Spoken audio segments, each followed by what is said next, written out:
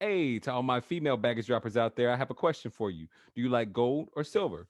Well, at Brienne and Company Jewelry Store, you can find anything that you like. That's right. Brienne and Company is a jewelry boutique that has durable minimalist jewelry. She uses genuine pearls, local shells and sea glass, natural gemstones, and of course, precious metals. And these are all quality handcrafted designs by Brienne Light herself. Go and visit her at her website, brienneandco.com, or go to her Instagram that's always popping at Brienne and Company. Thanks, Brienne. Ladies and gentlemen, boys and girls, and all of my baggage droppers around the world, welcome to another episode of the Drop Your Baggage podcast, where we talk to people that are dope, that can give you hope and show you a technique that can help you cope. Now, I am your guest, Charles Woolfork, the self-talk engineer, the undisputed, undefeated self-talk engineer right here. I got my swagger right here. That's where I'm at right now, you guys. And if you like this podcast, please consider hitting the like and subscribe button if you're on YouTube and Facebook. And if you're on a podcast platform, give a brother 5 stars and some feedback as well.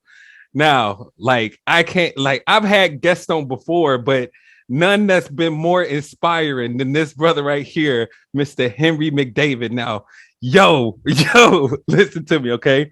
So CEO Bro is what they call him. Henry, one of the co-founders of Kiefer's Entrepreneurial Academy, which is the largest national and private entrepreneur academy for grades K through 12, focused on producing 6-figure earning students while in school. Yo, he also has students all over the country. Brother Henry is also an author, professional speaker, and business coach. He teaches barbers, stylists, and other service providers how to attract their ideal client and generate more income without having to work 24/7. Ladies and gentlemen, I'll bring to you Henry McDavid. What's up, Henry? Oh, let's go, man. I'm ready, man. I'm here. Let's do it, man. I'm ready. Let's go. Hey, yeah. Man, for like the 2 or 3 people that don't know you out there, please tell them something else that I haven't already told them about you, my brother. Man, you know what? I've been married now. Would it be 15? It'll be 16 years in August. So about 15 and a half years I've been married. Got married young. My daughter is 11. She tests into the top 2% students in the country. Got another daughter we adopted.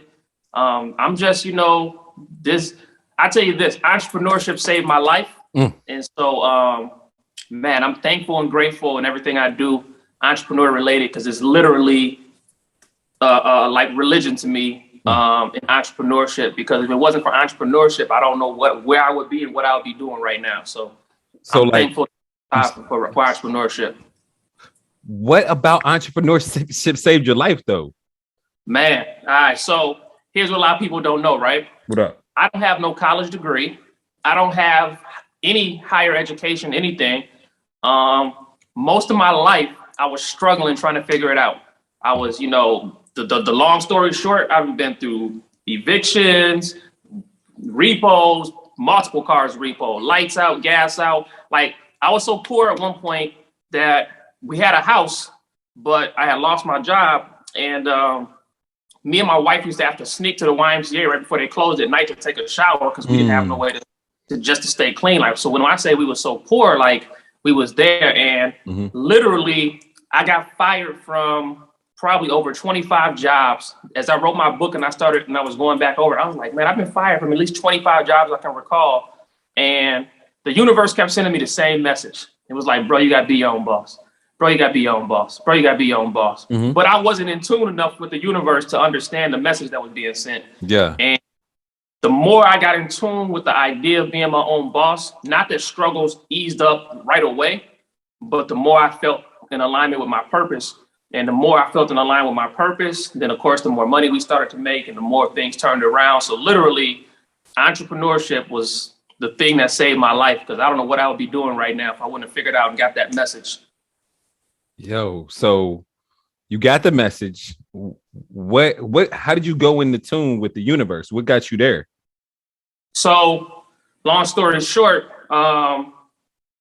after all these jobs that I'm being fired from, right? And the wife not happy at all. She like, yo, you got to figure this out, right?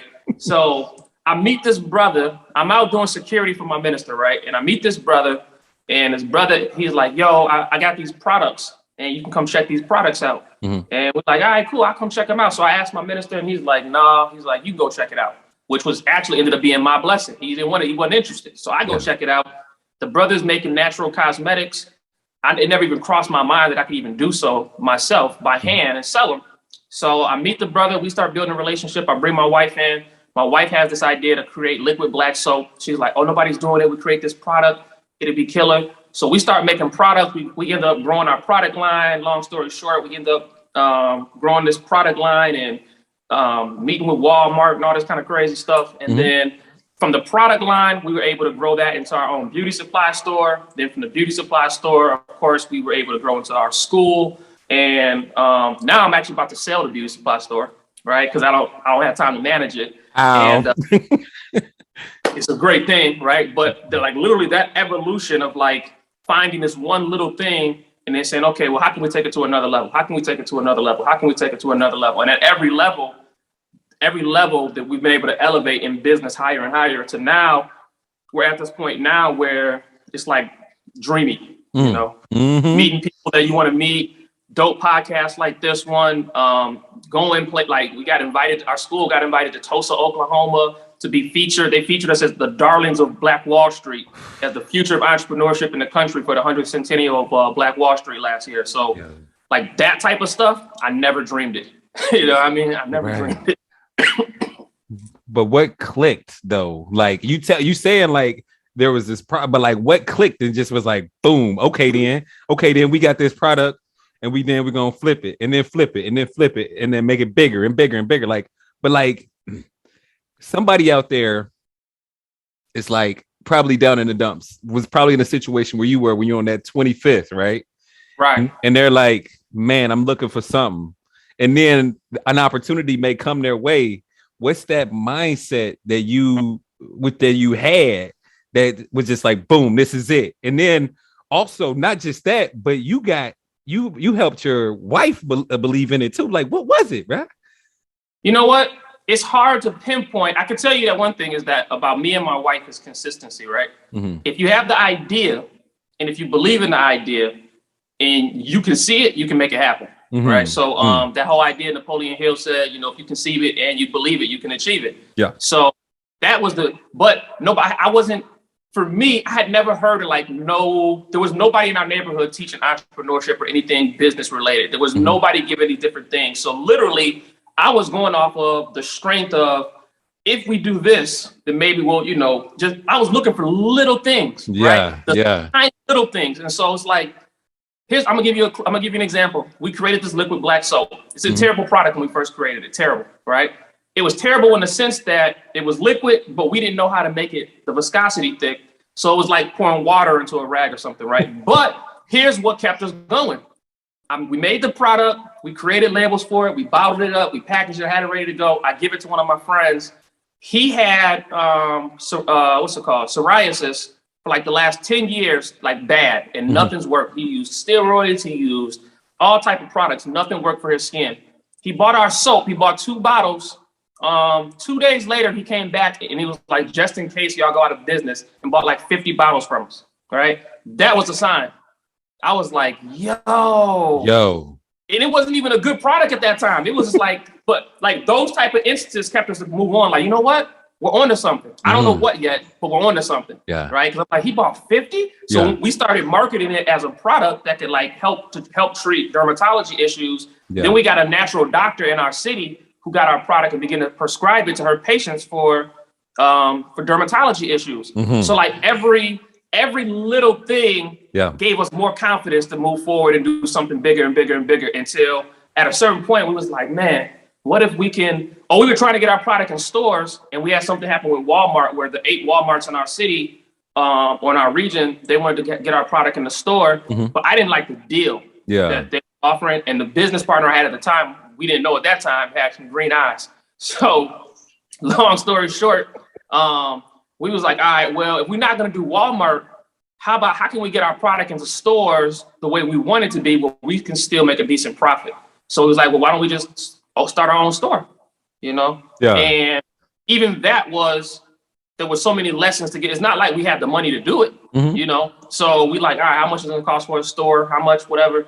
So we ended up spending $15,000 for BSI out of Atlanta. Then we had to put up like another $30,000. But the thing was, in that, I learned how to attract investors when you have nothing. Ooh, right.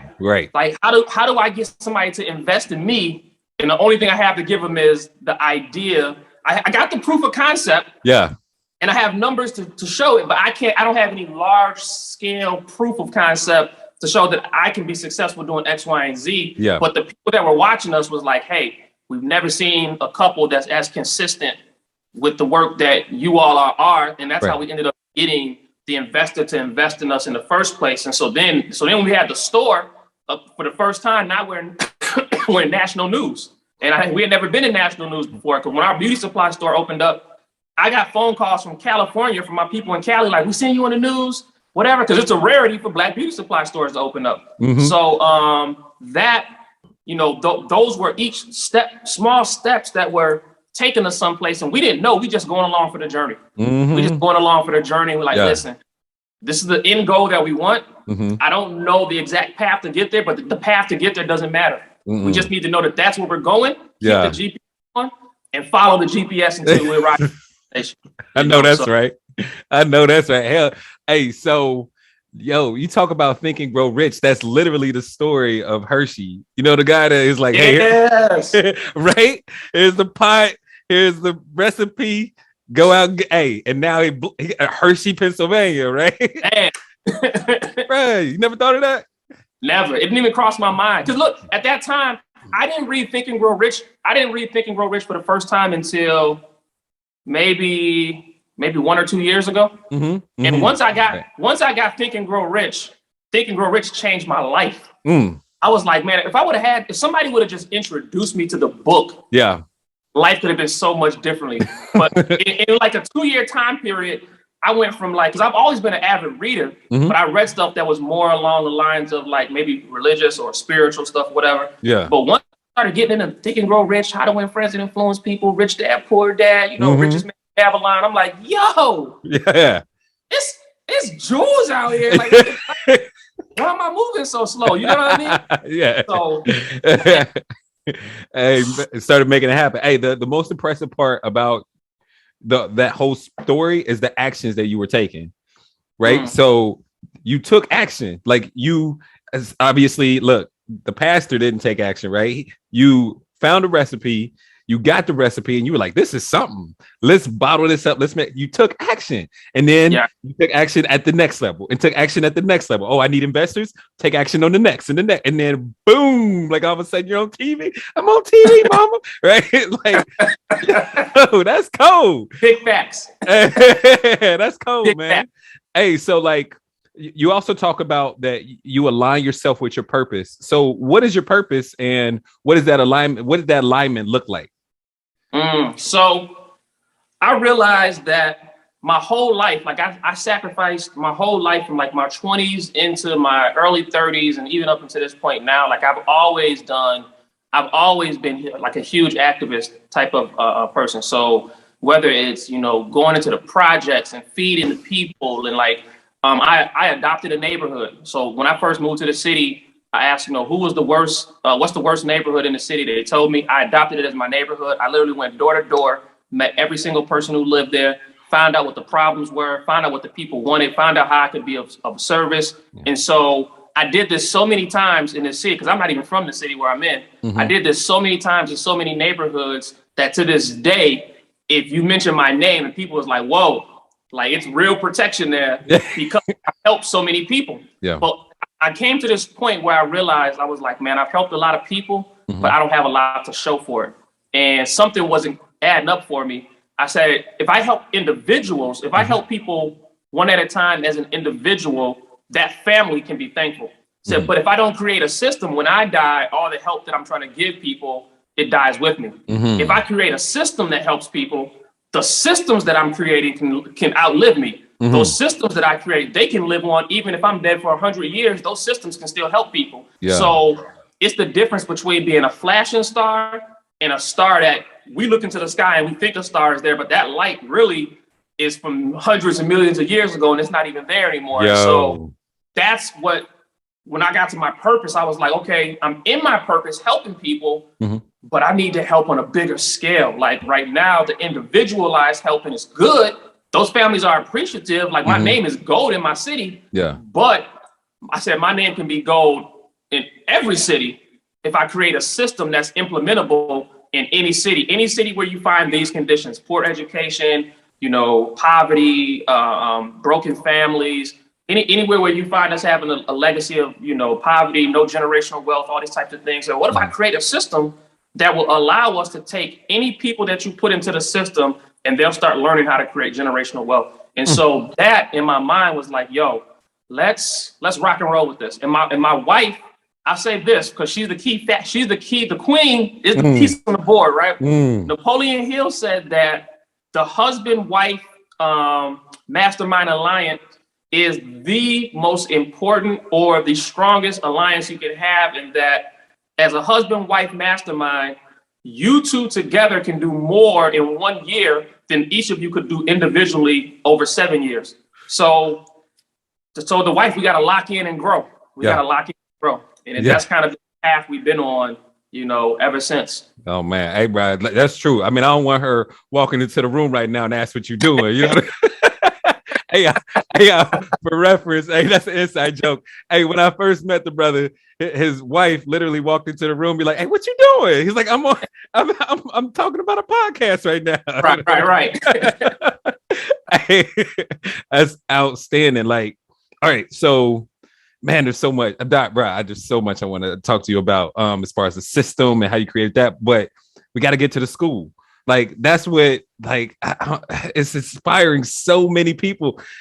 Tell us about Kiefer Entrepreneurial Academy, please, dog. Tell us all. Absolutely. So the way Kiefer's came about, excuse me, the way Kiefer's came about, long story short, because I could give you the long versions, right? But for podcast, shorter versions. Above our beauty supply store, we had this open space, and we weren't making money in the open space. We're like, man, we only rent it out on like Fridays and Saturdays. So we were looking for a way we could make money Monday through Friday in the daytime. Our first thought was a school because it makes sense. Then we looked at the cost of running a school, and we was like, that don't make sense. So we just never even attempted anything. We like, yo, it costs way too much to run a school. Well, a few months down the road, we actually ran into this lady who had a school, but she only had one student. So we're like, well, how do you have a school? You only got one student. And she was like, well, after this student graduates, I'm closing my school down. So I stopped taking new students. And so we began to talk to her about how her school operated. And once we started talking to her, she kind of gave us this idea of how we could have a school with no teachers. So I'm like, yo, we can run a school with no teachers, because payroll is your biggest expense. If we don't have to worry about payroll, and if me and my wife are just the only teachers that's there, then we're in, right? Yeah. Start looking at, okay, so now we're like, okay, we're gonna get this individualized, customized education or curriculum that we don't have to necessarily have teachers. And if the students can read, they can lead. So we don't have to set up lesson plans every day. Literally, the students will come in, set their goals, and work out of their education on their own. And if they need help, we'll help them. But other than that, they're going to be on their own to do their own thing in a controlled environment. So we said, okay, that sounds good. There's not a lot of schools doing that. Maybe like a Montessori or other schools have something similar. So we wanted our school to stand out completely.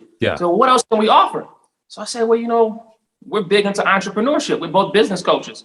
I said, let's add entrepreneurship in and teach the children how to start businesses, what's an LLC, teach them the ins and outs of business, right?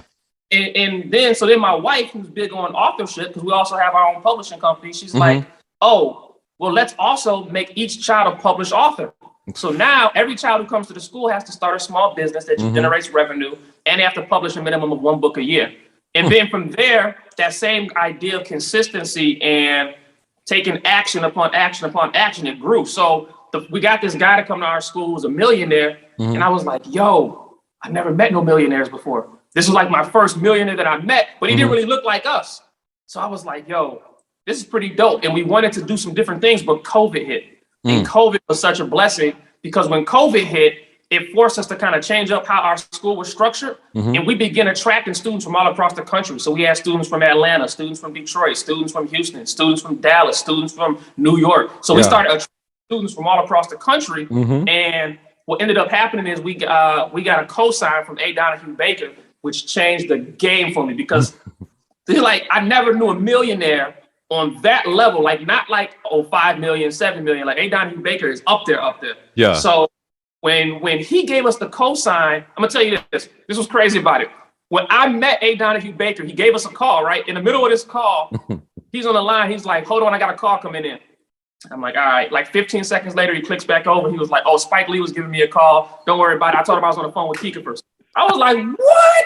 Y'all are crazy. I was like going crazy. My wife is on there, and like we chopped it up with A. Donahue Baker for like an hour. And that was like my introduction. And from there, like the confidence, like I was like, yo, wait a second. This thing is bigger than what I'm seeing it. Like, what if we start, what if we have our children give them a challenge? Like, okay, which one of y'all can make $1,000, right? Because before it was just like, there was no financial goals attached to it. With the numbers, it's not always about the money, but those financial goals let you know that what you're teaching is being understood, right? Because children can now generate revenue. So the more involved we got with bigger name people, all of a sudden the program just began growing like wildfire, like out of nowhere. So now, from A. Donahue Baker, now I've met like, there's probably these 50 millionaires in my Rolodex that support what the school does, what we're doing, what we're about.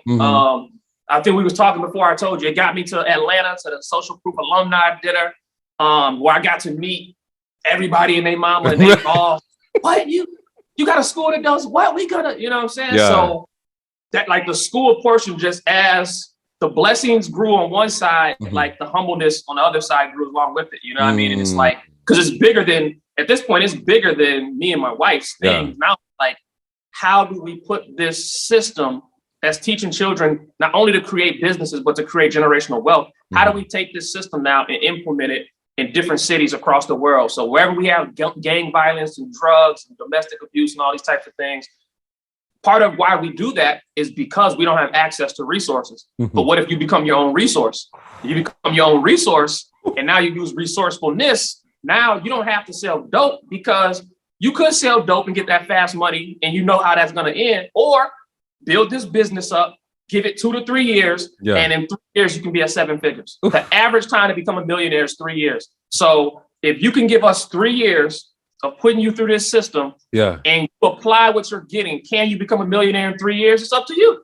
Right. But that system is the crux of like where the school is at now. So now you got children doing all these different things. We're looking to open next year. We'll be opening in Atlanta, in Houston, possibly potentially St. Louis. We're also looking to, I'm only saying this on this podcast. I haven't said this publicly nowhere else.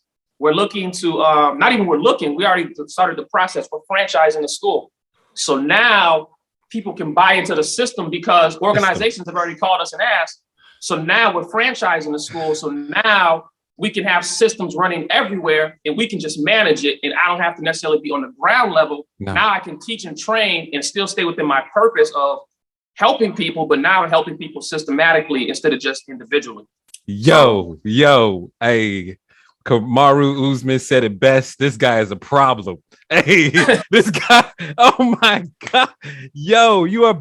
You've changed the game. Like, literally, you've taken the game, the old game, threw that thing across the room, and now you're like, this is how we playing from now on. Got to. Oh, you got to. Congratulations, man. And the ascension is so beautiful, from an idea of a hair product to like an amazing business, that not even a hair product anymore, but like dermatology, and then to a store, to a school, to now like a franchise, dog. Like, I mean, not even, but like before that, a public servant that looked in the system. So systems was something that you always look to have to make sure that you scale your blessing. Yo, that is humongous. Thank you. How, bruh, it has to feel like the favor that you have, dog. the favor. Man. Like how do you feel to have that? Like, how is your relationship with the creator? I'm sorry to, I don't mean to. No, that's a beautiful question. That's the question people don't ask why they don't get the juice. Yeah. So for me, we had a couple instances that happened, right? Yeah. So I'm in the nation, right? Mm-hmm. So long story short, mm-hmm. This brother who is he's my secretary in our study group, but he is our treasurer for my businesses, right? Mm-hmm. So he sends me this message. He's like, yo, I got this important message for you. I need you to hear it. So he tells me, he's like, yo, make sure your insurance is right. So, and let me give you a time period. The time period is right when me and my wife are getting ready to open up the beauty supply store. So we're like doing construction, like my contractors are pulling up the floor, they're laying the floor down. So he gives me this cryptic message. He's like, you gotta make sure your insurance is right. And I'm like, okay. All right. And he's like, yo, this is where the source it came from. I need you to listen to these instructions. Like, I was like, yo, who's the brother that gave you those instructions? He's like, I don't even know him. He's in New York. He said, but he woke up, called me and said the instructions were for you. So, and this is like, I'm a huge person on universe and science, right? Yes. Like universe. So I'm like, all right. So me and my wife, we're going through this process with BSI and Professor Devin. Shout out Professor Devin and the ATL. Yeah. We're going through this process, and to speed up the process, they tell us that we can come pick this stuff up for ourselves with a store. So, we do that, and we got to get this U-Haul. Now, mind you, because we're coming out of poverty, right? At that time, we still in poverty. It looks like we got something, but we don't, right? So I tell my wife, she asked me, she said, should I get insurance on the truck? And normally, I'd be like, just get it, whatever, and we'll go without the insurance because we can't afford the extra. Right. But something done, it clicked to me, the story that the brother told me, like, make sure you got the insurance. So I'm like, no, get the insurance. Yeah. She's like, oh, if we get it, such, we can't do this and that. I'm like, just get the insurance. Right. Right. And so I remind her of what the brother said, so we get the insurance. Fast forward to the end of this story. I'm sitting in front of my store after we got the stuff up, and I'm waiting. My wife is gone. The police roll up. The police are like, hey, do you have a U-Haul truck? I'm like, yeah, you guys are moving stuff to like, yeah. They're like, all right, well, we have the U-Haul truck on a hit and run, and we're looking for the driver of the truck because they're about to be arrested. And I'm like, oh, that's my wife. I'm like, hold on, wait, what's going on, right? So my wife pulls in. I call my wife, like, yo, the police are here. They say they're gonna arrest you, whatever. We just need to come back to the store. Yeah. She comes back to the store. Come back to the store. She's talking to the police. She's like, what happened? The police are like, well, the gas station is saying that you hit, the metal poles that's like outside the gas, and then you didn't stop. You just took off. Mm-hmm. So my wife was like, well, if I did, I didn't even notice it because I'm not used to driving a truck this big. It was an accident. It was going to be hit and run. So the cop was like, all right, you know what? I'm going to let you settle it in court, right? She takes it to court like maybe a month later. Yeah. Gets to court. And long story short, they end up having to drop all the charges, right? Number one, because we had insurance, everything was already covered, right? If we didn't have that insurance, they said we would have been like $50,000 in debt. But because we had the insurance on the truck, they said that, one, there was no out-of-pocket cost for anything. And then number two, like there was all these other parts of the story that like there was nobody that actually saw her driving. So there was no witnesses. And you got to be able to prove beyond reasonable doubt. Right. So they ended up dropping the case totally, and we didn't have to come out of pocket for anything. And that $50,000 would have tanked our business before we started. Boom. So when you talk about blessings, we have about 10 of those type of stories that let me know, like, whatever we're doing, stay on that path. Like, right. I don't care what is in that path. Like, thank God every day. Yes. If Allah, Buddha, Jesus, Krishna, Muhammad, whatever you believe in, thank him every day. Yes. Gratitude journal where you write down what you're grateful for, at least 3 things every day, and take a moment to meditate and just thank God that, wherever you're at in life, that you have that blessing, because it can always be worse no matter where you're at. Real and tough. That, for me, the spirituality that comes with doing entrepreneurship, like my personal beliefs start to intermingle with my entrepreneurship. Like I'm not the type of business person that's going to do somebody dirty, because I don't believe in that personally. You know what I mean? Like my moral character that comes from having a strong religious belief won't allow me to steal from my brother. Or if we're going to do a deal, I'm going to let you know this is the actual deal. This is what you're signing up for. This is how everything's going to play out, because I want you to know, and I want you to feel comfortable with me. Because if it goes south, I don't want you to say, well, he didn't, X, Y, and Z, he did me dirty. No, right. This contract says This is what we said. This is what we agreed to.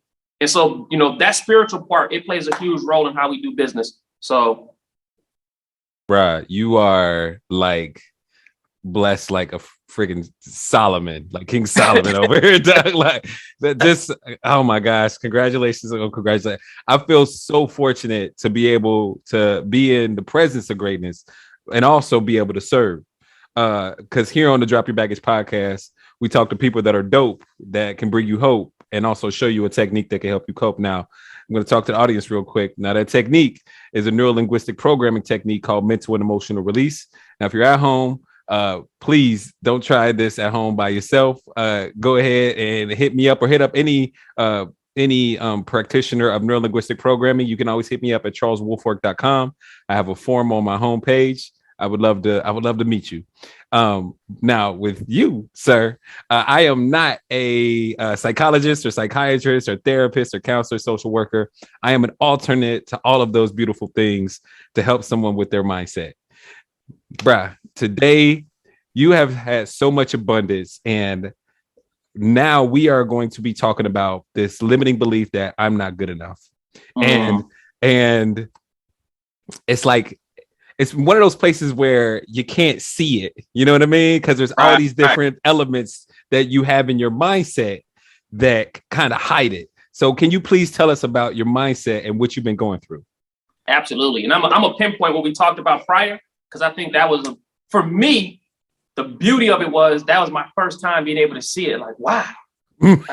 That's the reason in business you get people to look at your business for you, because they can see it with eyes that you can't see. So perfect example. So story I told you before, right? So A. Donahue Baker was my mentor coach, right? Time out. So for just give us a like two or three sentences about who A. Donahue Baker is for those who don't know.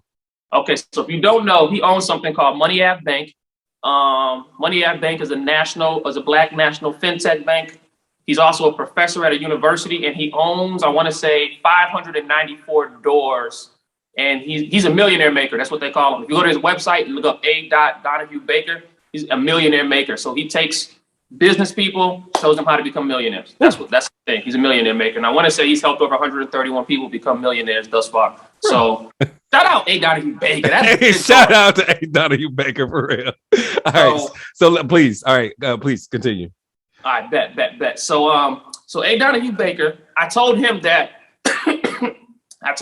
one of my goals that I wanted to manifest for the year was meeting David Shands. I was like, I either want to be on Social Proof, I at least want to meet that brother. Like, that brother's so cold, and I had just got put on to him. So, So I wanted to meet David Shands. So I'm talking to A. Donahue Baker. He's like, oh, that's my man. He's like, I introduce you. I was like, what you mean? He was like, yo, fly out to Atlanta in a few days. He's like, it's this event going on, and I'll bring you in. You be my +1. He's like, it's VIP only. It's all white. Make sure you show up. And I got you. So I'm like, what? Like, because I literally just said it. And within seconds of saying it, boom, he's like, it's done. Yeah. So I'm like, yo. So I'm on 100. I'm like, all right, I gotta go. Like, there is no other option. I gotta figure it out. So booked the flight, get there. And it was hectic getting there. I got there like midnight. My hotel ran out of rooms. Even though I had reserved the room for 2 weeks, they was like, we sold your room. And I'm walking through, I had a cheap hotel in College Park. I'm walking through College Park with bags on me while all the D-boys is out, while the police is stopping everybody. I'm like, boy, I really must want this. So long story short, next day comes around. It's time for the event. I'm geeked. I'm calling him on the phone like, yo, where you at? And the hurricane had just hit. So he couldn't arrive in Atlanta the day he was supposed to, because he was in Jersey still, and they shut the whole airport down due to the hurricane. So he's like, yo, with the Jersey accent though, yo, I'm gonna be there, but I'll be there like, it's gonna be late because they're just letting us fly. So I'm like, I bet. Well, I told him I'm showing up regardless. Like, I'm in Atlanta, I'm here. Like, I done went through all this, I'm here. Yeah. I get to the event, and when I first get there, I see him 500. He got all his guys with him. Everybody's in all white. And I'm in all white. So I'm like looking around, and he's like, yo, you here for the, what up, fam? So I'm like dapping up him 500. I'm like, yo, this is crazy. He's showing me the proper way to get to where I'm supposed to be at. I'm like, okay, what's going on? I get upstairs to the elevator. As soon as I get off the elevator, because it's a rooftop party across the street from the Mercedes-Benz stadium. I get to the rooftop and like it's elegant, right? VIP only. And so if your name not on the list, you can't get in. So I'm like, I'm on the +1, A. Donahue Baker. Boom, they let me in. I go walk through. It's so elegant. And this ain't even this is just like the entry. It's not even the actual thing. I go look over the banner, the place where we're all eating at, everything is real gold. So I'm like, yo, what is going on? So I'm moving like through, and I look over the stairs. I see everybody in all white, and it's just millionaire galore. Like everybody is talking business, money, kicking it. And at that point, I felt super intimidated. Like it was one of those things where I was like, you know how it is nowadays. Like when children be in a situation and they real nervous about something, they pull out the phone. So I pulled out my phone. Let me call my guy. Let him know I'm here. Right. Just trying to find something. Right. So I'm calling. Nobody answering their phone. I'm like, dang. Now I'm gonna have to make a move sooner or later. Right. I'm like, man, all right. But I'm like super nervous because these people in this room is like the room I'm trying to be in. Like these are the millionaires that I've seen on like Social Proof. These are all the people that I want, that like, if I can meet these people can change my life. And for me, the reason I was so nervous and so, intimidated, like I'm thinking to myself, like, man, these people have made millions of dollars. These people are running these huge, successful operations. They're doing all these things. And I just got this school, right? And even though the school is what got me there, right? But it's hard, like it's hard to conceptualize. So I'm like, all right, after it probably took me 10 minutes to build up the courage to actually come down the stairs, right? So I'm like, all right, let me get this spiral stairs coming down. I'm like, yo, like I've never seen Black people do this before. So for me, this is like culture shock, because I'm like, we're doing it. There's no fights. It's not hood. It's not like, you know what I'm saying? Yeah. Like it's love everywhere. Yeah. Gods and goddesses everywhere. Man, I'm like, all I hear is, yo, peace king. I'm like, yo, what is... All right. I come downstairs, and as I come downstairs, David Shands is standing like right there. So I'm like, I start asking myself, yo, do I talk to him on my own? Do I wait for A. Donahue Baker to come with the cosign? Because this whole time, I'm expecting A. Donahue Baker to be here introducing me to people. But he's not even... Matter of fact, the only reason he was able to get in is because I came early. Because they had shut the doors and locked them, and they wasn't letting nobody back upstairs. I had to go downstairs and get them. So it's crazy. I'm like, yo. So David Shands was there, and I'm like nervous. I don't know what to do. I'm seeing everybody that's ever been on Social Proof podcast, and I'm like, yo, what's going on? And his young brother, Trey, shout out to Royal Travion, who does David Shands graphics. He's like, yo, what up, man? I'm like, yo, who's this dude? He's like, I'm 18. And he starts telling me the story about how he got the job working for David. And I'm like, what went through my mind, I was like, this young 18-year-old is not so nervous that he's not walking up, introducing himself to people and like networking. Like any other place I've been in life, I just go network naturally. It's like, but for some reason, with all the glow, like it's just, I'm not doing it. So when the 18-year-old did it, I'm like, yo, you're a fool, man. Like, you got to get out there and do it. So I talk to him, and I'm like, yo, if I can lock in with him, who else can I lock in with? And so I start moving through the crowd, you know, getting a little bit more comfortable. And I'm like, yo, these are just people, right? And it's one of those things that you forget, because the aura is so like, because these are your heroes. These are people you look up to. And I'm like, yo, I'm actually here. Then I sit at the table. A. Donahue Baker finally shows up. I get him in. I'm sitting at the table. It's me, A. Donahue Baker, Skittles and Zoe from Atlanta, the one got Cupcake Mafia and Airbnb King, Lonnie the Comedian's here, Dr. Jacob, Marquell Russell. I'm like, yo, like, Ash Cash is there. Ash Cash. Everybody that I could imagine is like chopping it up. And everybody's at my table, and I'm listening to conversations. I'm asking questions, telling them what I do. And Marquell Russell was like, what do you do?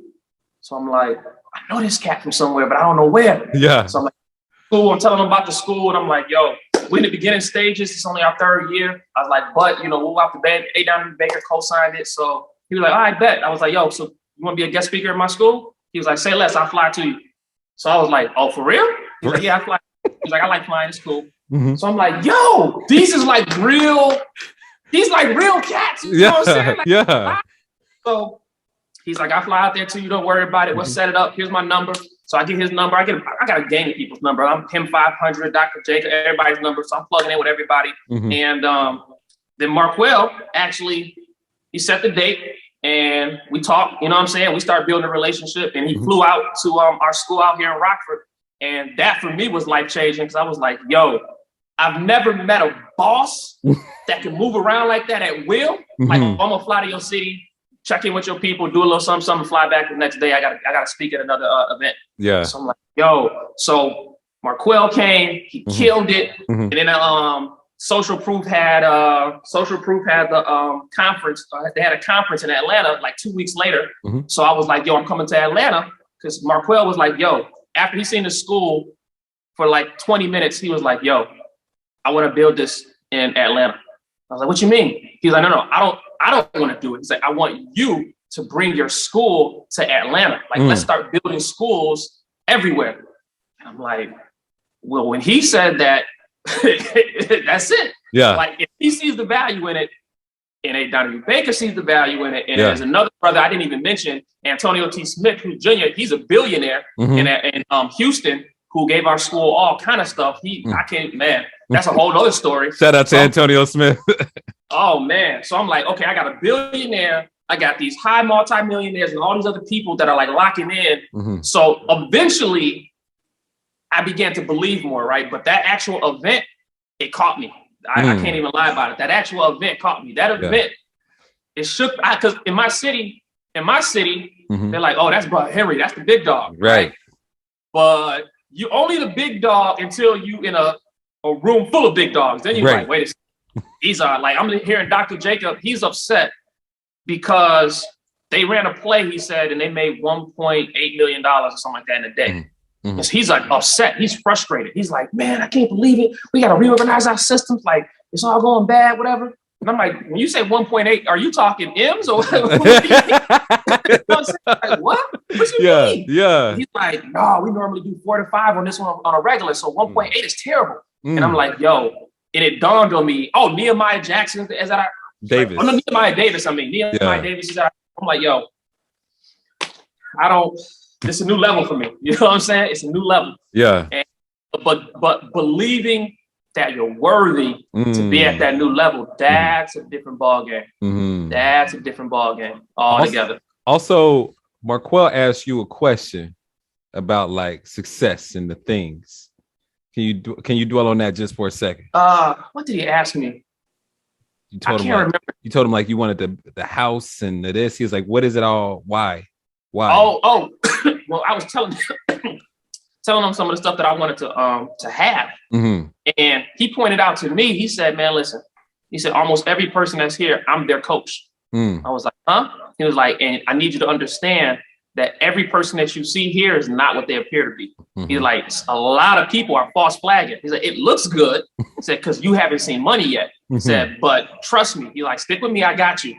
He's like, but trust me, everybody that say they are something is not what they appear to be. And that stuck with me because I was like, man, I'm sitting here intimidated, and rightfully so, because the aura that's given out, right? The presentation that's like, for me, making it to Social Proof, I'm like, yo, that's a huge deal, right? Like, David Shands is a great judge of character. So if you're on his show, you got to be doing something. But Marquel pointed something out to me too. David Shands at that alumni dinner, he said that of everybody that's come on his show, after they've come on his show, they've gone to become high 6-figure earners or 7-figure earners after they came on his show. And the word after is a huge word, because if it's after, it doesn't necessarily mean that they were there before the show, and what the show did for their career and the publicity took them to that level. Wow. So I'm looking at it like these people were made, and then he brought them to the show made. No, he like the mob boss. He's out here making folks. You know what I'm saying? Yeah. These are, you know what I'm saying? So But like also you and him had a conversation about, like, you said, I want these things, and he's like, well, and you and from what I remember, it's like you realize that you want these things, but then after that, then what? After you get that thing, then what? Oh, yeah. Yes. Yeah. That. I was telling him about, the nice little things that you want, Yeah. life. But he did ask that question of like, okay, so let's say you get the 12-bedroom mansion, when you got 50 cars, you got, all these things from the journey that you rightfully earn. It's like, but now that you earn those things, then what? Because if you're only driven by the money, if you're only driven by like the nice car, the nice house, if you're only driven by not wanting to be in poverty, it's a difference between wanting to be wealthy and just not wanting to be in poverty. Like you'll make $150,000 and be like, okay, I'll live a poverty lifestyle, but feel like I'm balling because I got 150,000. Like, so he said, when you get those things, what's your why going to be? Like, what's going to drive you to now create or now to impact more lives? Because now you got the money. And so that stuck with me, because it's like, man, okay, I could do all these things, get the money, right? Get the car, get the house. I've been married 15 years. I got the girl, right? Like, man, so for me, because I I told him the desire for money for me is because for so many years I couldn't take care of my family. I'm like, so as a man, feeling like, it's my duty and obligation to be a maintainer, provider, and protector for my wife and for my family, and not being able to do that because I couldn't figure it out. Like, that really messed me up. So I want to be able to do that. He's like, yeah, but you might be able to do that with like 150,000. Real talk. So if that's the only thing that's driving you, and there's not a bigger picture in mind. So like, go deeper with your why. Go deeper with your why. Go deeper with your why. Like, why do you want to have X, Y, and Z? When he said that, it made me sit back and be like, okay, you know what? I want the nice things, but my ultimate goal is I want to be able to create these systems. Yes. Because I want my impact to be, what's the legacy? Because your legacy, nobody talks about what car Steve Jobs drove. Nobody talks about how big the house Steve Jobs had. No. All we know is that Steve Jobs gave us Apple. We got iPhones, we got Macs, we got tablets, we got iPods. We know that the legacy he left behind is what nobody cares what type of clothes he had. Nobody cares about none of that. We just know the legacy he left behind is still impacting us to this day. Yeah. And so that kind of brought me back in focus with understanding why you do what you do. Why? So yeah, you can impact children's lives now, but what happens when you start selling franchises at $250,000? You sell 4 in a week. So you just made $1 million in a week that you never had before. What's the next step? So. Okay. So I just got some intel. So like, which phrase in the back of your mind rings more? I'm not good enough, or I'm not worthy?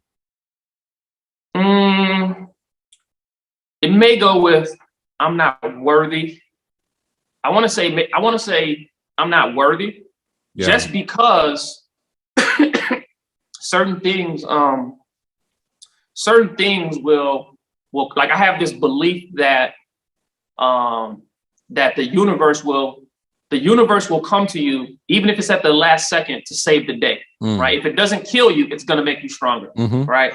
Our beauty supply store got to a point where it was so bad, like we weren't getting customers, and there's 8 other beauty supply stores in our city, and competing with the Asians was hard because they got access to stuff you don't got. They got money, they got resources, they got all this stuff. So we got to this point where I was like, man, they're gonna shut our business down. We're gonna get evicted. We don't have money. We're behind on taxes. All this type of stuff was happening. And I told my wife, I was like, man, just hold on and let's see if we keep praying what the universe does. So we came up one day and like, we looked at the store and we were like, oh man, we made like $450 today. Like, this is a first. Like, we ain't made this type of money in a minute. And like the next day it was like $625. And the next day it'd be like $800. Next day it's like $1,000. I'm like, what's going on? And all of a sudden we make money. Then when the pandemic hit, the governor closed all the beauty supply stores in the city. But me and my wife were smart enough, and because my wife is such a good researcher, that she was able to find a way to maneuver our store so we could be the only store open in the city.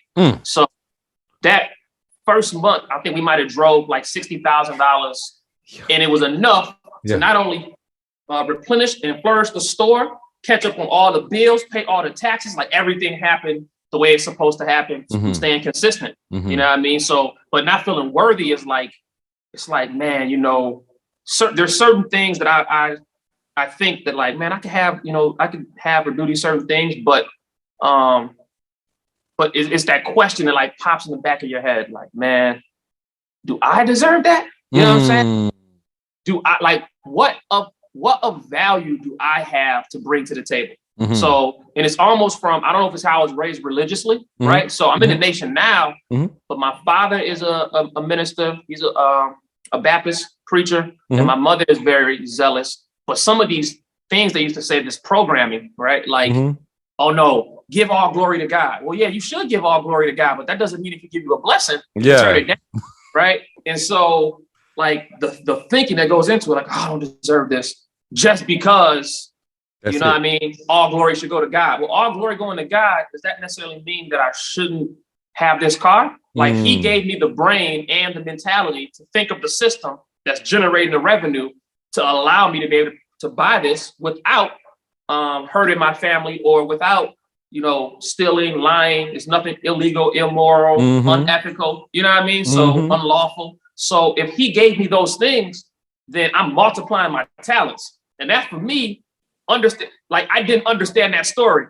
of multiplying your talents. And that's kind of, I think for me, part of where some of the struggle comes in at sometimes, right? Like, no, you're here to multiply those talents. Don't bury the talent, multiply it. So it's the thing you said, I don't deserve it, or do I deserve this 3 times now?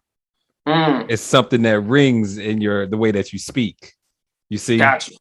So like, that's the question then, because with the party, with the Social Proof Podcast party, you ask, am I worthy? And then I thought, from you having the fear of not meeting expectations and disappointing others, I'm not good enough. But the question in your verbiage is, do I deserve it? I don't deserve it. Right. And now with what you just said, because of the programming that you got from your previous religious experiences, that's the question that's the phrase, like, I don't deserve it. It's all like God deserves it. God deserves the glory, all the glory. So that's the thing, that once you get rid of that, you see that all the abundance that you have accumulated, you deserve it all. And that really the abundance is in the impact that you're making. It's not about you not being deserving. You're deserving because of the mind that you have in the person that you are, you see? Absolutely. Yeah. That's it. That's what it is. So the limiting belief specifically is, I don't deserve it. All right. Let's be more specific. I don't deserve. Is it I don't deserve abundance? What is let's be specific. Is it, you know what I mean? Let's touch on that with abundance, because abundance can cover a lot of different things, right? Because abundance, is it money? Is it cars? Is it homes? Is love? Like those different types of things. Yeah. So is that what you think would be a good place to go? Is I don't deserve abundance?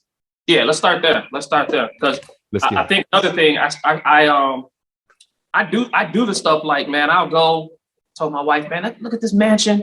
I think I went and looked at like a maybe six room mansion.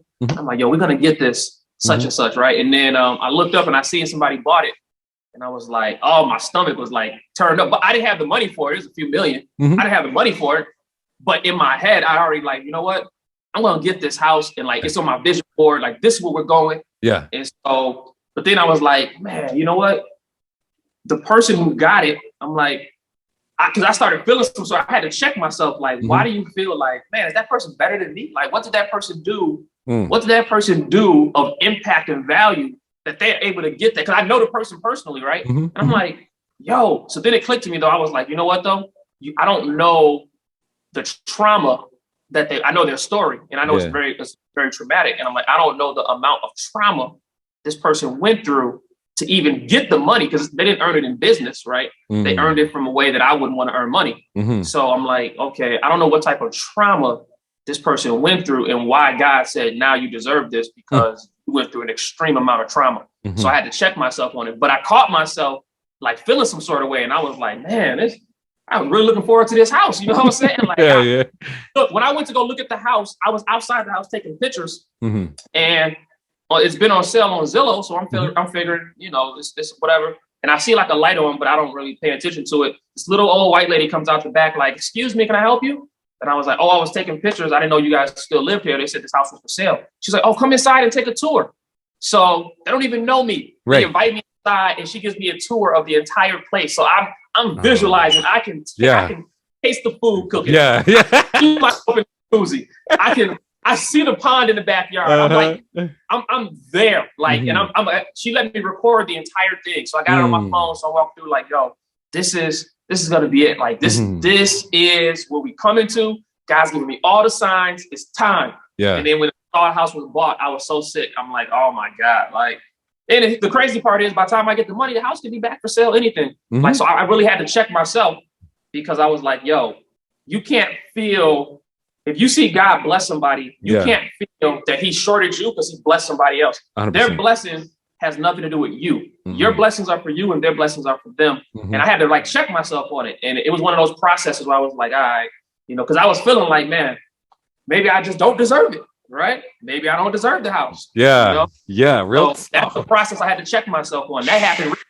Yeah, that's deep. That's that. You see how deep it goes now. From just how you catch yourself and that mindset.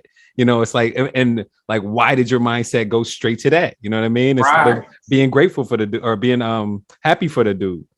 Let's go ahead. Let's get rid of that. Let's get rid of that mindset. So I'm going to take you through a process. It's a systematic guided meditation called mental and emotional release. The 3 things that you need to do is, number 1, you need to use your imagination. Bet. Number 2, you need to follow directions just like you follow a recipe or Google Maps. Bet. And number 3 is to trust the process. Know that I'm your guide and I'll be leading you through this easily and effortlessly. And I come from a place of love and high vibrations. Let's do it. One more thing that you need to do is also you need to make sure that you communicate with every single person in each and every event. And I'll make sure that I guide you through that properly. Gotcha. All right. So is it all right with your unconscious mind for you to release this limiting belief that I don't deserve abundance today and for you to be aware of it consciously? Yes, sir.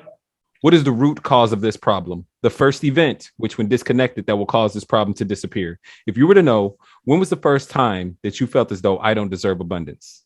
Between the ages of like birth and 7. How old were you?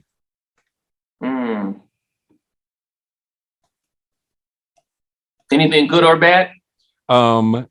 I just need a time where back in those days you felt like, dang, I don't deserve this. Do I deserve this? You know what I mean? Between ages like birth and 7, let's keep it around 2nd, 3rd grade. Okay. Let's go to trying to think back. Now when you get older. Oh, man, let me think. Okay. I got an idea right around kindergarten. Okay. Right around. Would you mind like telling us a short synopsis of what happened? Absolutely. I remember coming home excited to my mom, but I was on this program because I was not the best behaved child at school, and I got 5 stars. Right, like they gave us these stars throughout the day, and I ended up getting 5 stars for like the first time. So I was like super excited and proud, ready to bring it to mom. Like, yo, I got these 5 stars to show, whatever. But I didn't necessarily feel like I had earned it. You know what I mean? Like I felt like I got away with stuff I didn't get caught for. So I still got the 5 stars, but really the process you're supposed to take to get it, I didn't necessarily follow through that process all the way through. So I want to say that was kindergarten. I think that was kindergarten. That's perfect. That's a really good one.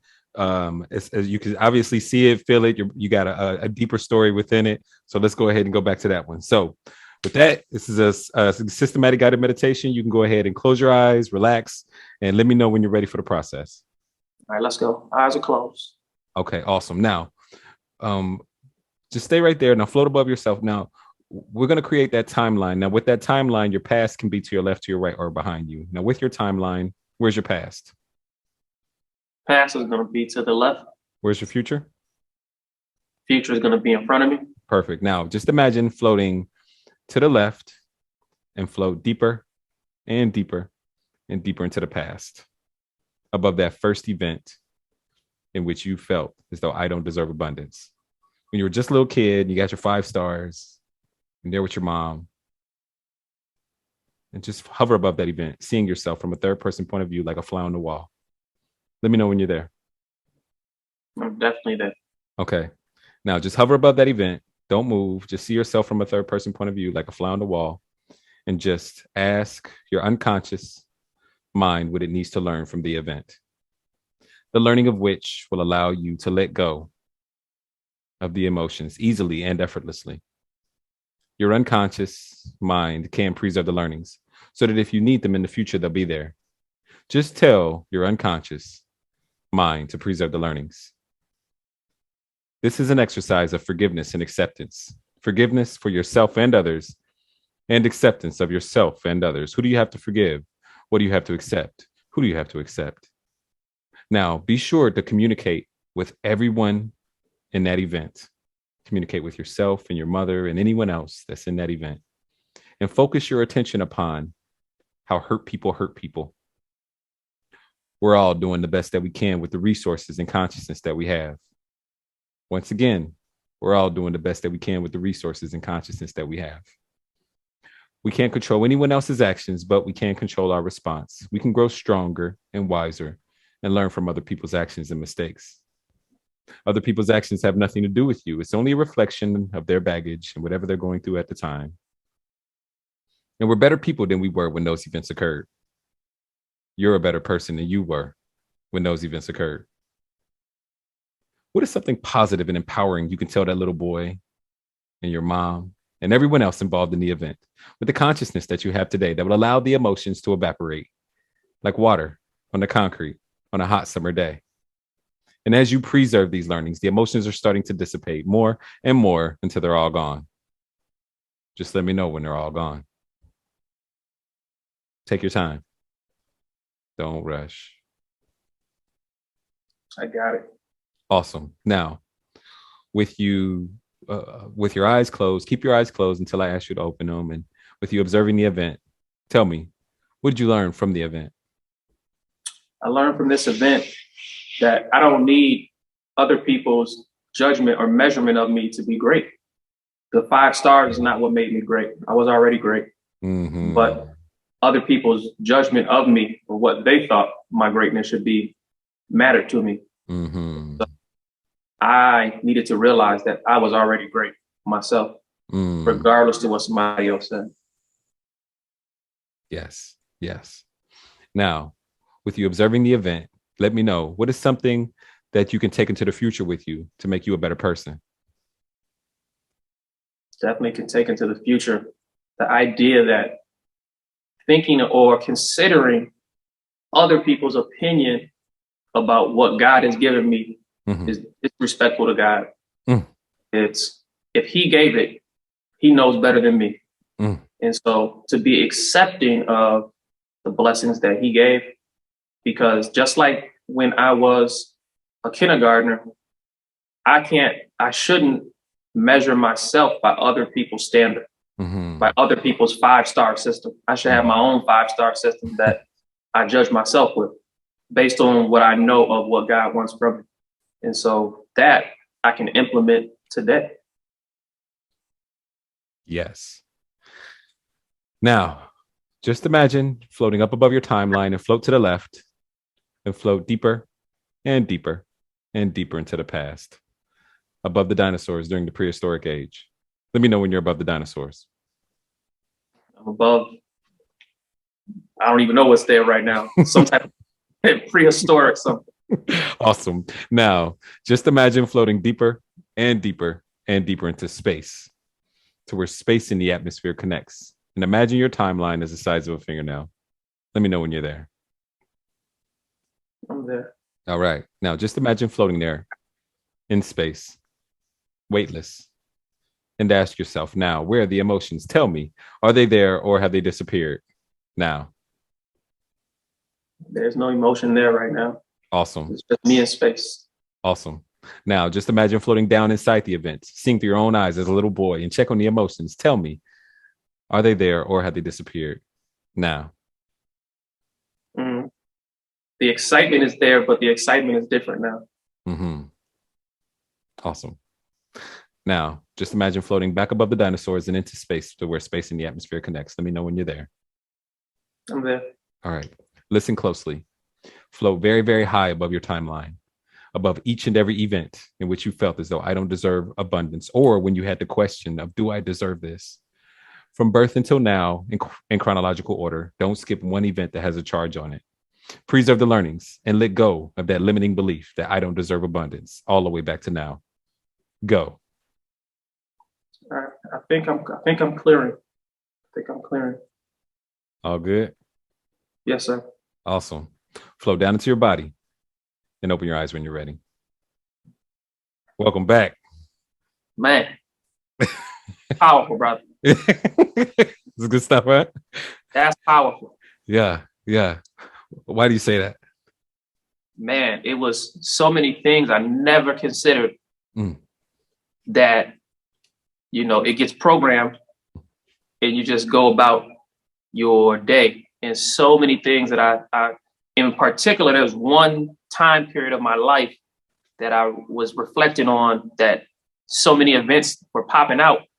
I was like, yo, I never considered how this would be affecting me today. Right. And, in short, me and my wife both were police officers. And when we got hired, well, she was a police officer first. And that's another job I ended up getting fired from. But we were making so much money. I thought, right? We're making more money than we had ever made as a couple. But I remember thinking like, man, I don't know if I don't like the police. So why would I want to become a cop? This don't make no sense. But when I saw how much money we could make, I was like, okay. But I also felt like going through the process of like the police academy and doing all the different things, I always felt like I was the last pick, right? Like I wasn't worthy, or I wasn't the person that deserved this opportunity, because when I looked around me and I saw other people not making as much money, I'm like, okay, well, what makes me better than them, that I'm making all this money, that I'm living this type of lifestyle, that I got Mercedes, or I'm on my second Mercedes, and all these different things. And then we went and got a house, and I'm like, yo, my mom, growing up, we never had a house. We only had an apartment. So I'm like, now we're getting a house, but I'm not better than my mom. You know what I mean? So now I'm getting this house. And then I was, and all these things are happening around the same time. And then, we went and got, I wanted to go into business for self. So I went and purchased a few $1,000s worth of 5-gallon water bottles at the time.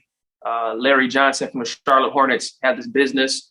I was like, yo, that'd be dope. I'm going to run this business. And I sold some the first day and never sold no more. But I'm thinking, was it because I was new to the city where I was at, or was it just because I was like, yo, this would be too easy? Like, I don't really deserve to be successful moving this like this, because I'll make too much money, too easy, with not a lot of work. Like, because I was told that you got to work hard to make money. Right. I didn't understand what work smart meant. I never even heard the phrase before.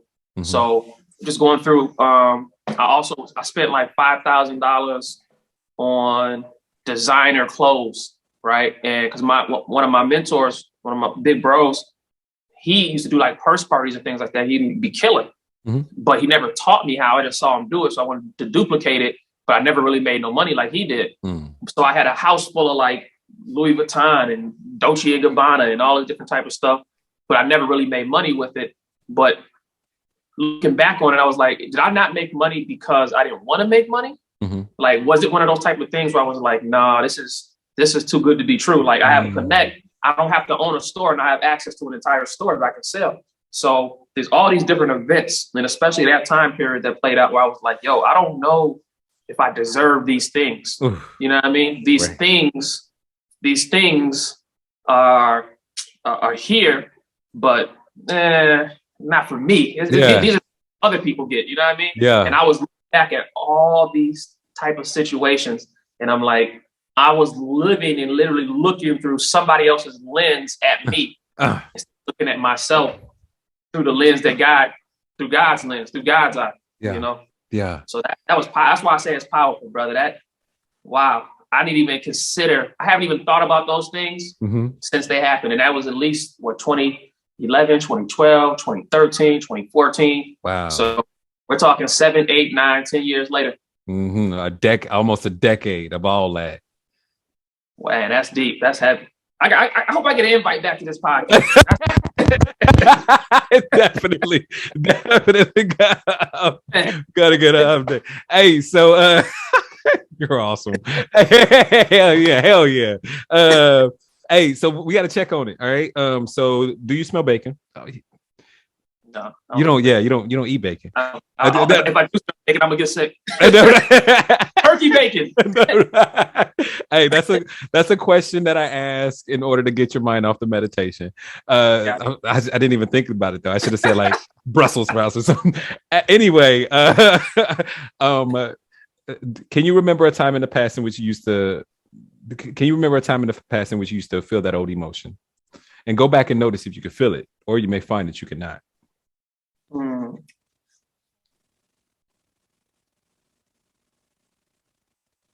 No, I got a new emotion. I went right back to that first day. There's a new emotion there. What's the emotion that's there now? The emotion that's there now is, it's what's the word I'm looking for? Like self-worth or self-value of like, I was really believing that this teacher who couldn't identify with me, who didn't know my background, history, whatever, even if I was only 6, who doesn't really know me, that her idea of what a good day is for me is defined by her 5-star chart. And what I was saw for myself was like, no, you define your 5-star chart. So for me, the emotion now is like, okay, that was the derail, but this is how you get back on track. Yeah. So I don't know what the actual word is, but nah, like that was beautiful. That was perfectly said. I mean, and just think how proud that teacher would be of you if she learned that you are now like building schools around the nation. I want you to go out into the future to an unspecified time in the future in which if the same thing would have happened in the past, you'd have felt like, do I deserve this? But it's the future now. So see if you can find that old emotion, or you may find that you cannot.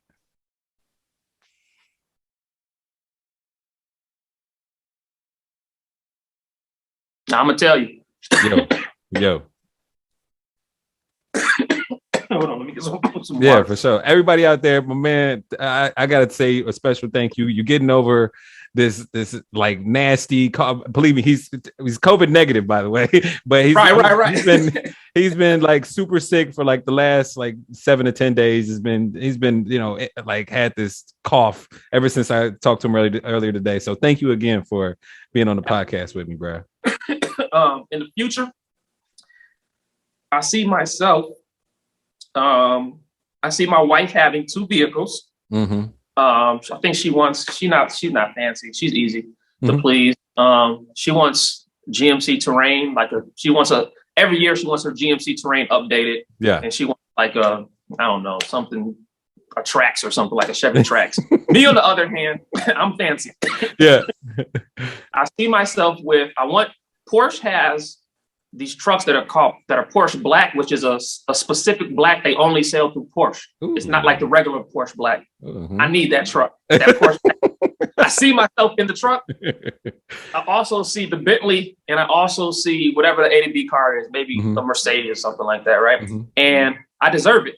And part of deserving it and part of knowing it is because the impact. Like it almost reminded me of what I want to say back to Napoleon Hill, who clearly that's what I always right. Back to Napoleon Hill, Think and Grow Rich. He said that you'll never make more money than the amount of value or the proportion of value that you bring to the market, right? So if I'm able to buy those things, it's because I've earned it by impacting lives on that type of level, and so that's a temporary reward for an impact and for building a legacy. So I definitely feel like I'm looking into the future.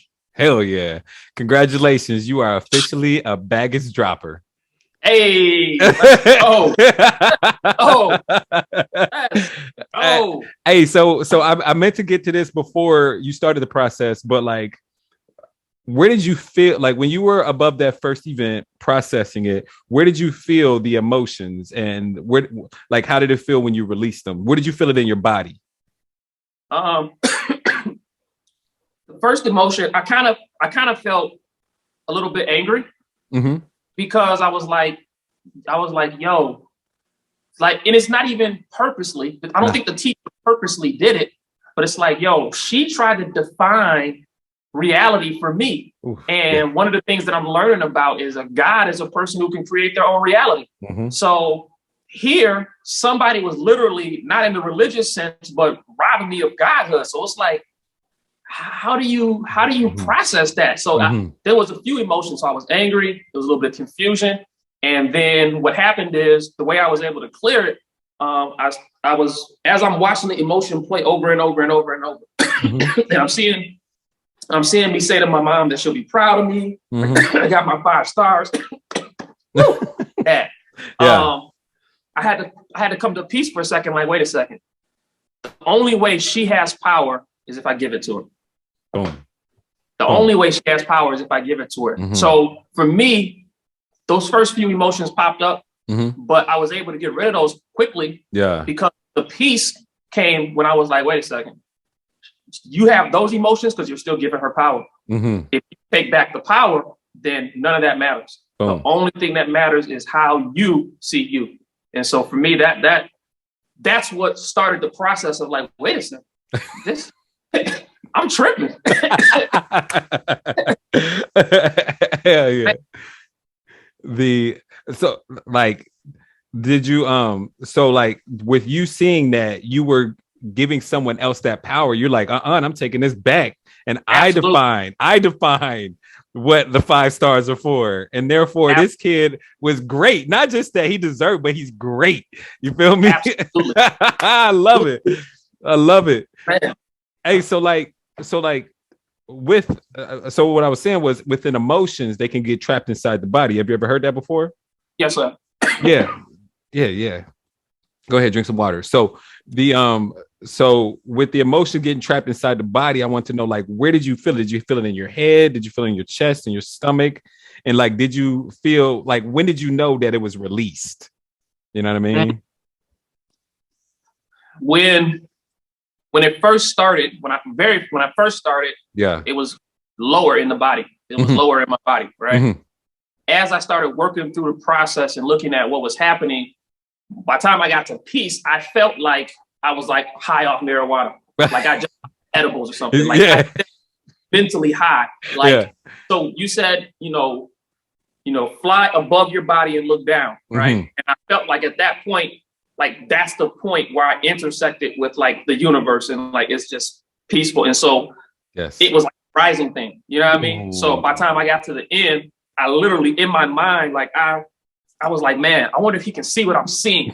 You know what I'm saying? Like it was definitely up. So I felt a high, a natural high, So beautiful. Like a transcendence out of that, just a transcendence of consciousness, Man. Oh my gosh, that's crazy, yo. Oh my gosh. You were very vocal throughout the process. Just let her, wow. Like, what were some of the revelations that gave you that type of reaction?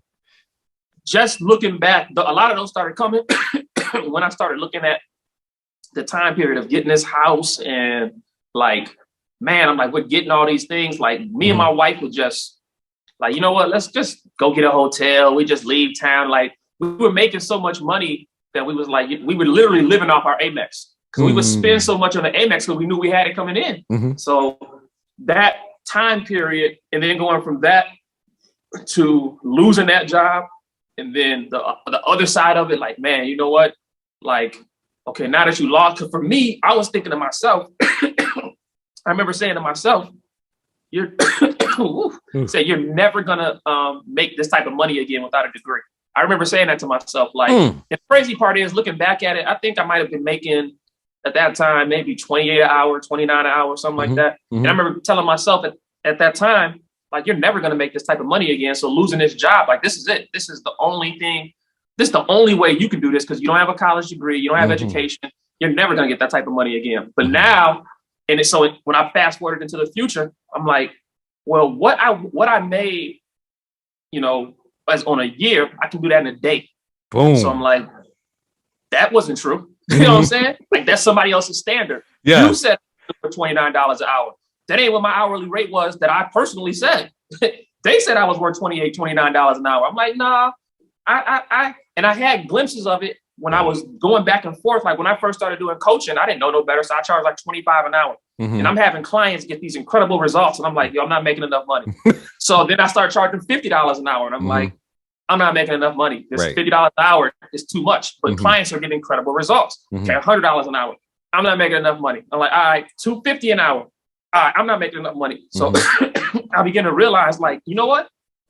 They told you were worth $29 an hour. You did that on your own with no assistance. You don't know nothing about a funnel, no email campaigns, no nothing. You just did that off of the strength of, I'm going to help business. I'm going to help business owners and entrepreneurs. Yeah. And so as that level began to rise, I began to realize, like, man, the universe was showing me something. Oof. But, I'm one of those people, I guess the universe keeps showing me stuff. Yeah. And the scales be there. Yeah. The universe is like, all right, fool, we're going to come back to you again. We're going to keep giving you this lesson until you get it. Because clearly you're not getting the lesson you're supposed to be getting. So we're going to keep giving it to you until you get it. So you were able to see those lessons a whole lot more clearly. Absolutely. Ooh. Absolutely. Ooh. And so like, I just met with a sister that I knew who was actually one of my former clients. And I was like, well, if you want to work my system, I was like, I typically charge $10,000 for you. I know you personally, I'll knock off $4,000. If you pay it today, I'll knock another $1,000 off. Otherwise it's $6,000, set up the payment plan. She was like, cool. And it clicked for me. And I'm like, all this time, somebody else was defining my pay rate. Yeah. Because I was trying to think like, well, what does the normal average person, define the good hourly rate? But the thing is, I'm not giving good hourly information. I'm showing you how to become a six-figure earner, right? I'm building your business up. So how much would you pay? How much would I pay to get my business built up? And I look back and I'm like, I've paid over $30,000 for coaches. So if I'm willing to pay it, if you're not willing to pay it, probably not the client for me. Boom.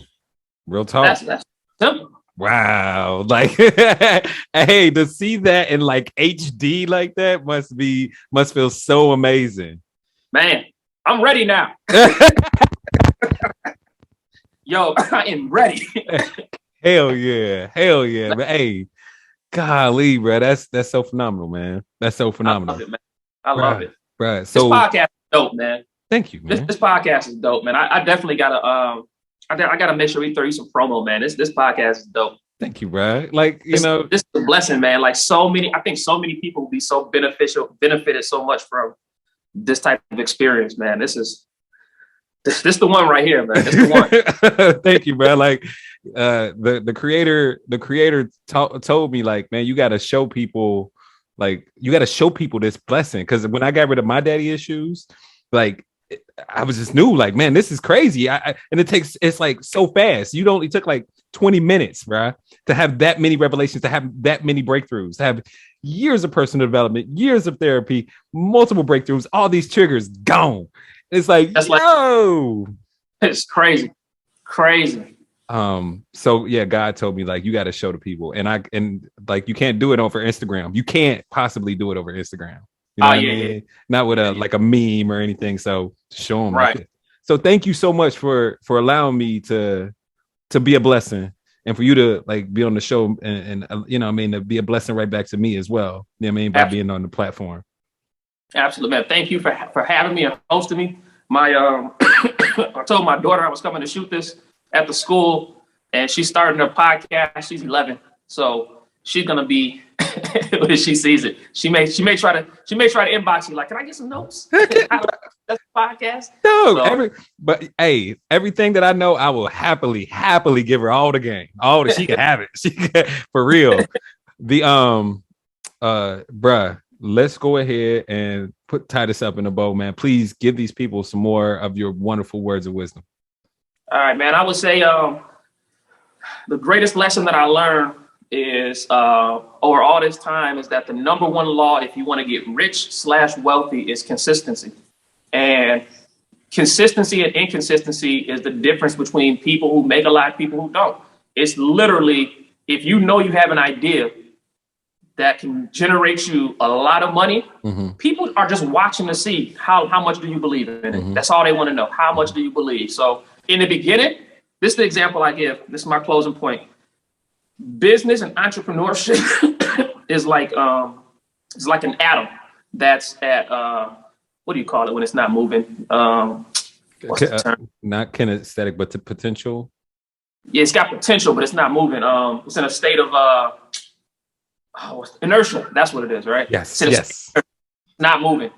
And entrepreneurship is like that atom that you need a little bit of force, right? Force yourself in the beginning. You got to force it, and you got to slowly push that atom, and that atom will slowly begin to rotate, right? Mm-hmm. And the more that atom rotates, it develops something called centrifugal and centripetal force, right? Mm-hmm. The way centripetal and centripetal force works is just like when you take a bath. When you take a bath and you let the water out, mm-hmm. It starts off really small, right? You can hear the water going out, but you don't really see anything. Mm-hmm. Well, after a few minutes, you see the tornado.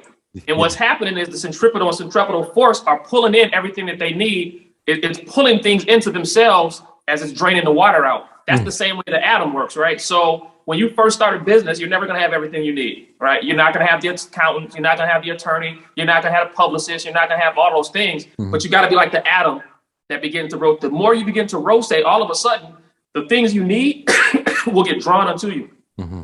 And as you begin to draw things onto you, now, in the beginning, you're going to have to go get the things you want. Like, oh, man, I want to be on this podcast. I got to call them. I got to talk to them, let them know what I'm doing, see why I should be on their podcast, right? But as you continue to grow with that, all of a sudden, one day somebody going to call you. And then all of a sudden, the news will show up or whoever. And the things that you used to have to go do, now those things will be drawn onto you. And you'll begin to pull into yourself the things you need to continue to grow. Why is that important? Because as that atom rotates, it also begins to expand. So if you want your kingdom to expand, you got to keep the consistency of the momentum of that atom rotating. Oof. And the moment you lose momentum, you got to start all over again. Mm-hmm. And that's why most businesses don't succeed. Not because you don't have a good idea, a good product, not because you don't have good marketing, not because you don't have the money, the resources, the network. They don't succeed because you kill your momentum. Mm-hmm. And the momentum is the very thing that's going to expand your territory and it's going to draw into you the things that you need. So if you're an entrepreneur watching this, keep your atom going. Keep that momentum and consistency moving, and you'll find success sooner or later. Beautiful word. Like the realest ever, dog. Oh my gosh. Henry, just once again, thank you so much. Hey, where my girlfriend and I would love to donate to the school. Where can people like find like all the information for your school as well so we can give? Absolutely. So even though they just took our Instagram page down, we put a new one up, but you can always go to our school's website at www.kikafersentrepreneurial. Was it? No, I think it's kikafersacademy.org. Mm-hmm. Yeah, Kikafer's Academy. So let me spell it for everybody watching. You're like, how you spell that? Right. K as in king, I as in ice cream, K as in king, I as in ice cream, F as in Frank, E as in Edward, R as in Robert, S as in Sam, then academy.org, kikafersacademy.org. You can go on that page. There's a donation button. And there's also a campaign that's running for scholarships for low-income children that people can donate to those too. And I think that's kikafersacademy.org/donation. Beautiful. So beautiful. Check those out. That's the website. You can find me on there, my wife, all of our social media, all of our students' books. Yeah, everything's on there. You can find the books too. That's amazing. Yo, I love it.